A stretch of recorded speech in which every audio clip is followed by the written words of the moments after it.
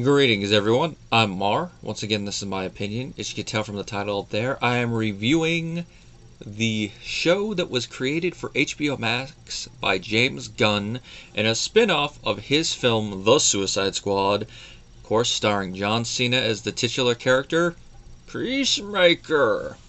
Now, before I get too far into it, just a reminder, if you do want to support the channel, both the Patreon and PayPal links are down below. If you just want to do one-off support or a one-off request, you can go the PayPal route. But if you want to gain access to videos early and also get to suggest a certain amount of review topics or even a commentary depending on the tier, you can always go the Patreon route. Your repeated contributions to the channel are always appreciated. Now, Peacemaker. Now, before I get too far into the show, I'm just going to give my very, very heavily abridged thoughts on both Suicide Squad films. Now, as you know, a couple years ago, I did do a video essay about how the DC Expanded Universe was at that time, and as an aside, I am going to be doing a sequel to that one of these days. I am one of the few people that actually like the first Suicide Squad, even though I do have a lot of gripes with it. The big one is that you could definitely feel with that one that DC is trying to take something that Marvel did with Guardians of the Galaxy and follow in its wake without understanding why some aspects of that film worked, including its use of music and using all the characters together. And of course, it didn't help that Warner Brothers was constantly ringing the director and getting too involved in the production. Sometimes it's a good thing, but in this case, it's a bad thing. Then when I heard that Gunn was giving reign of the sequel, I'm like, this could be interesting. We'll see. Well, the film came out. I actually waited for it to hit HBO Max. I watched it, and I was enjoying every moment of it. I actually watched it again before I sat down and watched Peacemaker just to, get my head around it, and I loved it the second time. I actually plan on reviewing it one of these days, probably watch it a third time so it's all fresh in my head, but oh my god, the humor in that one on point. If you want an example of the type of humor in it, imagine some of the stuff he was able to get away with in both Guardians, but you follow that up with an R rating. Perfect. And then, of course, Starro and all the other stuff. Perfect. Now, when I heard that he was doing this as a spin-off, my major question was, how? As I know this is going to be a spoiler right here, but Peacemaker dies near the end of Suicide Squad. Or should I say dies, because if there's one aspect about comics and comic book films we have to learn is that unless we actually see the body, never actually fully think they're going to be dead. Now, we do see him suffer an injury to his neck, and he starts bleeding out, and it looks like he's dead. But then in all the confusion, the body kind of gets caught up in the rubble. Now, here they do explain it. They show he got patched up. It didn't look like it was a fully fatal one. Of course, it kind of glosses over how the hell did his body get out of there. But it's one of those ones that you kind of go with it. It's a comic book type explanation for why a character is still alive. It kind of goes hand in hand with how Michael Crichton said that Mr. Chaos Theory survived when he died in the book, and then in the next book he shows up alive, and all he says is, the doctors did good work. So it's one of those things. I do like that they address it right off the bat. Now, Peacemaker, of course, is still in with the U.S. government. He had some time killed off his sentence, but he still has to work with them, and now he's working more hands-on with the agents that were working under Amanda Waller, so we do see some familiar faces from the background scenes of the Suicide Squad, the people that were taking bets over who would bite it first. We see them working hands-on with Peacemaker, who we find out his real name is Christopher Smith. That's a pretty good name for this type of character, especially given his background. Whereas in the film, they were trying to figure out what Project Starfish was. In this show, they're trying to figure out what Project Butterfly is. And, of course, Peacemaker has the best reaction to this. It's like, what are we doing? Looking for butterflies? Silence. We're all looking for butterflies from space, aren't we? And he turns out to be right. I mean, they're butterfly-esque, but they're not really butterflies. They kind of downplay it at first. But over the course of the show, we find out what they're looking for are these weird little insect things that come from space that take over people's bodies. What they're looking for specifically is who they're taking over and where they are producing their food source, because they cannot use Earth sustenance, Earth's food, to maintain their bodies. They have to actually have it imported. So you have to find what these people called a cow, basically wipe it out and let them starve to death. Kind of dark, but hey, you take over the bodies. And the back and forth between all the main characters are pretty good. John Cena. I'm looking at my little notes to make sure I got all the names right. Danielle Brooks, who plays Adebayo, who is actually Amanda Waller's daughter. Of course, we got Freddie Stroma, who plays Vigilante, who is Peacemaker's sidekick. And we got Steve Agee as John Economos. Jennifer Holland as Agent Harcourt. And this name I'm really probably going to butcher. Chuck Woogie, who plays Mern. And then, of course, we got a couple cops following it. We got Annie Chang as Detective Song and Lachlan Monroe as Detective Fitzgibbon. Which the moment I saw him, I'm like, oh, it's the guy that plays the one nice deputy in Freddy vs. Jason. Nice to see him in here. And apparently he was cast because James Gunn saw his audition tape, and remember he had been one of his choices to play Shaggy in the Scooby-Doo movie. So he's like, yeah, we'll get him. Kind of interesting to go from that to another. It's a good thing that he wasn't cast, or else there would have been, I only was allowed to use 1% of my power on set jokes about him. Now, the cops, they're mainly following it because they know Peacemaker's involved somehow. They're trying to figure out why. They get drawn into this, and they get taken over, which leads to one of the scenes that really shows that Gunn knows how to use popular music in his shows properly, which is one of the main issues, as I mentioned at the top of this, that the original Suicide Squad film had. Its sequel fixed that, and here also fixes it more. Of course, that song, I have it in my notes right here, Monster by Reckless Love. It's one of the songs that I do remember that I'm like, oh, that's a good one. And then, of course, the song that they use for the opening scene, Do You Want to Taste It by Wigwam. And what makes that opening so fun to watch is the fact that all the actors are taking it seriously. We know that some of the characters will not be caught dead doing this, and they go at it with dedication, and they all hit their marks. Even at the end, Eagly, Peacemaker's pet bald eagle, even hits his mark, which Eagly was a fun character to watch. Even though it's all CG, Eagly, you really love him. And at the end, when Eagly takes one for the team, you're like, oh, no, you didn't. Now, they do really build up Peacemaker's character more here than they did in the film, but then again, it's an ensemble one, so we're only going to scratch the surface with there. Where he loves peace, that he'll want to kill everybody. But here we delve a little bit more into his backstory. We see that he is not just a one-note, if I could be serious for a moment type character that, because of how serious he takes everything, it turns into a joke because of the people around him. He actually has some depth there. And part of it is that he suffers from PTSD over killing his brother as a kid.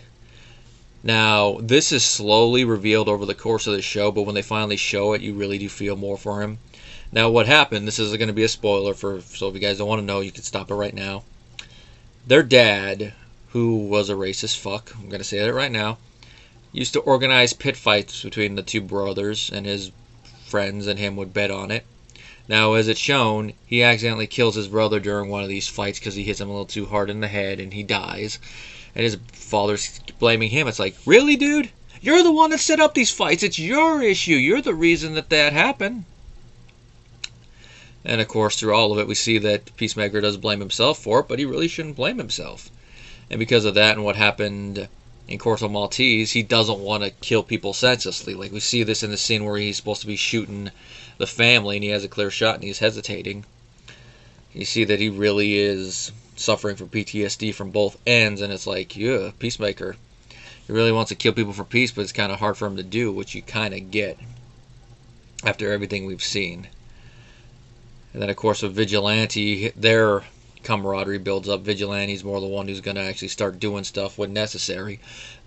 The fun stuff about that is, of course, Vigilante, we see not the perfect sidekick. He's kind of like the stereotypical sidekick, but when you put it with a character that doesn't really fit, but he's more liable to do lethal force than the typical sidekick. And of course, the way he's played by Stroma is perfect. Stroma did actually used to play a character in the Harry Potter series. It's Cormac McLagan, which Must be one of the side characters because I don't remember that name off the top of my head. Now, apparently he would replace Chris Conrad, who left over creative differences, which IMDb did not specify what those differences were. But considering that a lot of people usually like working with Gunn, it must have been something big, maybe something he felt that the character should have done. Or maybe he didn't like the deviation from the comic book, because apparently in the comics, Vigilante and Peacemaker would not have been caught dead working together like they do in this show, because they were enemies, and Peacemaker even killed the second Vigilante, and then this one had to come back and fight him. All the rest of the cast, they do good. It's definitely a continuation from what we see them do in the film, at least the ones that reappear. Annie Chang, she definitely plays Song pretty well. You definitely see it's a different kind of a role once her character's taken over by the butterflies. Murn, I'm not going to really spoil much about his character arc, but I'm just going to say I did not see it coming, even though I probably should have. And the second time I watch through the whole show, I'll be looking for a little foreshadowing about it. But it's a nice little surprise that we get something like that. Now, Robert Patrick as Peacemaker's father, Augie Smith, a.k.a. the White Dragon. It's very interesting. He plays it pretty well. You definitely believe him as Peacemaker's dad. Him and Cena do have a little bit of a chemistry, considering this is not the first time they've worked together, so they know each other, they know their roles, and Cena is a better actor here than he was back then when he made the Marine. He's not going to be winning the Oscars, but for the right type of role, he's perfect, and this is definitely a role up Cena's alley. And him and Patrick playing father and son, you can definitely tell that Patrick, he definitely is trying to help his son, but you can tell there's disappointment on there and blame for the death of his son. And then later at the end when he decides, alright, my son is going to have to die, you can definitely see all that resentment comes boiling up. And when he dons his White Dragon suit, which is the name he used to go by when he was a supervillain, active supervillain I should say, goes with it. And if you haven't caught on yet by the name of his character, he was a white supremacist, which ties into a lot of the stuff and also how he tried to get Peacemaker to do stuff. And I liked a little touch that I didn't notice before, that it's a nice little touch there that IMDb points out, is that if you look at the flag outside of his house, it's hung upside down, which according to the U.S. flag code states that the flag should never be displayed upside down except as a signal of dire distress and instances of extreme danger to life or property. Now, but some of you are probably going, well, how would that be a distress? Augie Smith is the type of character that would strike any type of integration into society of non-white people and non-straight Christian white people like that, so essentially white Anglo-Saxon Protestants, as a distress. So he's going to be hanging it up by default. Like any type of nation that elects a half black, half white man as president, elects other minorities, people of color into positions of power, allows them to get promoted into high-ranking offices, would be a reason for him to put that in distress. And of course, the fact we see some of that in the show. I mean, Amanda Waller is a black woman. She's in a position of power. Detective Song in a position of power. So just looking at that, you can see why he would put it there. It's a nice little subtle touch that ties into his whole white supremacy thing. It's a nice little subtlety there. Of course, when him and Peacemaker actually do end up fighting, it is an interesting fight. The way it's set up definitely makes sense for Augie to do something like that. The way it goes, it definitely feels cathartic for Peacemaker once he does finally get to take out all of his frustrations on his daddy. Those who have daddy issues of their own, they'll probably watch this and it will be some release watching it. Now, another fun thing is that Augie in the show is apparently a composite character from the comics. He's loosely based on two characters, Peacemaker's dad from the comics, Wolfgang Schmidt, who is a former Nazi, and the White Dragon, William Heller. Now, this is the right way to do a composite character and definitely make this universe feel similar yet different, because that's the way I usually view comic adaptations when it goes to like TV or film, is that it should be similar but a little different so you can tell that it's its own universe. And doing something like that, that's the right way to do it. As I mentioned at the top of the show, James Gunn is the showrunner because he created it and he also wrote the teleplays.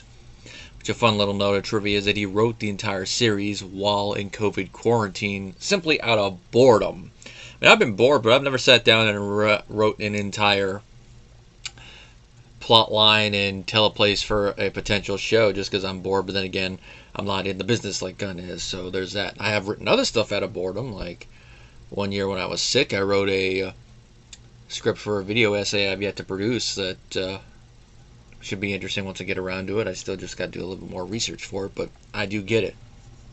Now, of course, he didn't think it'd be picked up, but based on the timeline, I'm guessing that was before The Suicide Squad came out. And once that came out, he was probably like, "Hey, DC, look what I got." And they're like, go with it. Like I mentioned, the trope about use of popular music. Now, while he did write all the episodes, he only directed 5 of them. First episode, and you can usually tell through subtle ways that the show is shot and then edited which ones he directed, but it doesn't take you out of the rest of the episodes. It's just a little noticeable. And then, of course, he also threw in that little gag at the end involving the Justice League, because it still is set in the DCEU, where they show up. Now, of course, part of the gag is that we're used to this point by most of them just being stand-ins because they can't get the actor. Like at the end of Shazam, when Superman shows up at the school, it's a stand-in because we don't see Cavill's face for whatever reason, because I guess he was busy. And with this scene, we think, it's Superman, it's Aquaman, it's Flash, and Wonder Woman. Apparently Batman was supposed to be in there, but they edited him out, and there's a lot of weird stuff about that. I don't know why. Maybe they just thought it'd be a little much. But with all the super ones there, you think it's going to be a gag at that, and it still kind of is. But then when it closes in, you see that it actually is Miller and Momoa. When Peacemaker tells Aquaman to go F another fish, and then he's like, "I'm so sick of that rumor," and then Flash is like, "It's not a rumor." Now, the fun thing about this is with what Aquaman says to Flash in return, "F you, Barry." Combine that with what Peacemaker says when he attends the school, which ties into another thing I'll talk about in just a second. It kind of seems a little appropriate considering the stuff that Miller's getting involved in right now. I'm not going to really discuss all that in this video. I might do a more thoughts later on down the road about the whole Ezra Miller situation, but for now, it is kind of prophetic. Now, Peacemaker, when it comes to talk about other heroes, people don't believe he's a superhero. Ask, like, what's your origin story? Who's your arch villains? And then, of course, when he shows up at the school to do a presentation, people are asking, did you meet the other ones? What about Flash? Yeah, he's a D-bag. Superman. And they keep asking him stuff, which makes sense. I mean, if he's a superhero, we should know some of the other superheroes, one would think. Now, in this universe, we don't really know what type of comics the kids are reading, so they could have something similar but different than like the Justice League of America and other stuff like that. Who knows? Maybe in this universe, Marvel is the only type of comics that exist. Just a little thought there. So they know the thing about superhero team-ups and origin stories and all that, but it's a little different when you look at it in a real-life setting. Now, Daniel Brooks as Adebayo, who is Amanda Waller's daughter, she does a pretty good job. Her whole arc is essentially she got the job because she is Waller's daughter, so she's living in her mother's shadow, trying to balance her work life with home life, which, of course, considering all the crazy stuff she's going to, is easier said than done. By the end, she wants to spend time with her wife. And what she does at the end makes me wonder, okay, how are they going to do Future Squad stuff, and how is this going to impact Season 2 of Peacemaker? Because she outs the existence of the Suicide Squad and Amanda Waller's thing on live TV, and Waller's like, oh, crap. There's going to be a lot of damage control coming up. And all the people that are sitting in prison who are working with the squad is going to be like, uh-oh, how are we going to do this now? So things are really going to get shooken up from that a bit when we get to the next season. Only other bit of trivia that I found on the IMDb page that was interesting is the fact that the show is set in Charleston County, which is a wink to the original company that produced the Peacemaker comics before DC acquired them back in the 80s, and that, of course, is Charleston Comics. Nice little nod there for long-term comic readers and fans of the character. But overall, Peacemaker is a pretty fun show. I don't know if one day down the road if I'll do an episode-by-episode breakdown of it, but just as a whole, it is a fun show. The set design, pretty good. The character outfits are good. It's nice that we get to see more than one helmet design for Peacemaker here. And a couple times it does become plot points for the show. The design of the White Dragon outfit definitely fits the vibe of that character. Eagly's special effects, I mean, you can tell it's CG because some of the ways he moves is still a little unnatural even for a bird. They do kind of humanize him a little bit. But it works for the show and it's part of the charm. I mean, I haven't brought him up, but the little character who does martial arts, his scenes are pretty fun to watch. Especially at the end when he's outside the convenience store. And he's just eating his food and he beats the crap out of the people. That's a scene that got that. And even the character inside, like, the score and even the use of popular music all over. I mean, I mentioned the two at the top, but the rest of it are pretty good. Those are just the two that really stand out to me. Definitely is a series that I recommend. If you don't have HBO Max, if you know somebody who does, watch it with them if you can. If they do eventually release it on home video, I'd say get it because it is worth a watch, even if it's just a blind buy. And if you are a fan of the Suicide Squad film that James Gunn did, you would definitely be a fan of this one. I know watching that film was like, how could Peacemaker run his own show? Trust me. Watch it, you'll see how. Because he's definitely one of the characters that can run his own show without people going, ugh. And I think part of that is because he's an obscure character, and as we've seen with both Guardians and the Suicide Squad, and even further with this show, if there's one thing James Gunn is good at doing when it comes to characters, that is taking obscure characters, or even ones that you're like, this is a joke one, like Polka Dot Man, and making you give a shit about them. Till next time, guys.